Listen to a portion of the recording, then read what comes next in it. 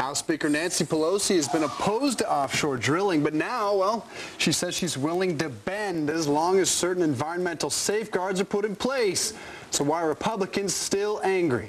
Joining us right now from Washington is Maryland Congressman Chris Van Hollen. Good morning to you, Chris. Good morning. Good to be with you. All right. Well, this is extraordinary to a lot of people because they thought, well, that's the last thing that Nancy Pelosi would want would be a vote on it, because some members of her own party might actually bail on her position that offshore drilling is a bad idea and go along with a lot of the Republicans. Well, what Speaker Pelosi has said is two things. First of all, our Republican colleagues have been engaged in a great political stunt to try and persuade the American people that by giving the oil companies more public lands now, you'll see an immediate drop in gas prices. And our own Department of Energy has said that's not true. At the earliest, you'd see something in 10 years, and at that, it would be insignificant. But what the Speaker has also said is that she would consider that as part of a comprehensive energy strategy that focuses primarily on renewable energy and energy efficiency, because it's absolutely clear, as even T. Boone Pickens have said, you can't drill your way to energy independence in this country. Okay, but we're always talking about time, so why would Nancy Pelosi allow Congress to go on vacation before at least having a vote on this thing? Well, what we voted on before the break for Congress were things that would have an immediate impact at the pump. In your opinion? Well, for example, I mean, you asked the question. For example, we proposed that we swap oil out of the Strategic Petroleum Reserve. That would have an effect in 10 days, not 10 years. We had legislation to crack down on excessive speculation in the oil futures market. That would have an immediate impact. Our Republican colleagues said no to both of those. Now we need to deal with both the short term and the longer term. Domestic production is part of an overall comprehensive strategy for the longer term.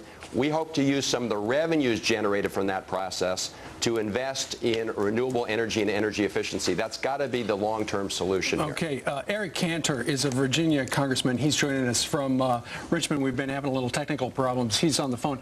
I hope you've been listening, Eric, to what Chris has said regarding the Democrats' quest for oil.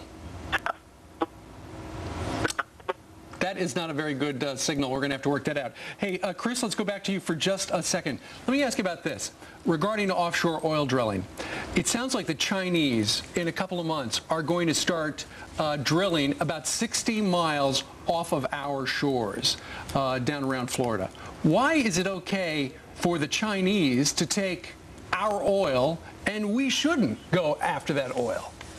Well, look, there's a lot of speculation about what the Chinese may or may not do. Well, let's just speculate that they're, hypothetically, let's say they're going to do it. Let's say they're going to do it. First of all, where the Chinese are drilling is not part of our outer continental shelf. But what the Speaker has said is that we should look at this increased domestic production as part of an overall energy strategy. But what we've said, and we had a vote on this before we went out, is let's ask the oil and gas companies to start drilling on the more than 68 million acres of public lands that they have right now. Accelerate that production. But she's also said we should look at the other areas. For example, look, there's already drilling in the Gulf of Mexico. We know that. And we can look at the outer continental shelf. But what's important to understand, and this is, I think, very important for the American people, is that that is not going to have any significant impact on price now, and even 10 years from now, it's small. And as long as we have only about 3% of the world's oil reserves, but we're guzzling about 20% of the world's oil supplies, we're going to have to look elsewhere in the renewable energy area. All right. Chris Van Hollen, we thank you very much for joining us live today from D.C. Eric Cantor, we had some problems with his satellite reception, so we're going to have him on to talk about this tomorrow. He may argue against that Strategic Petroleum Reserve. Some say that won't have any effect either, but we'll hear from Eric tomorrow.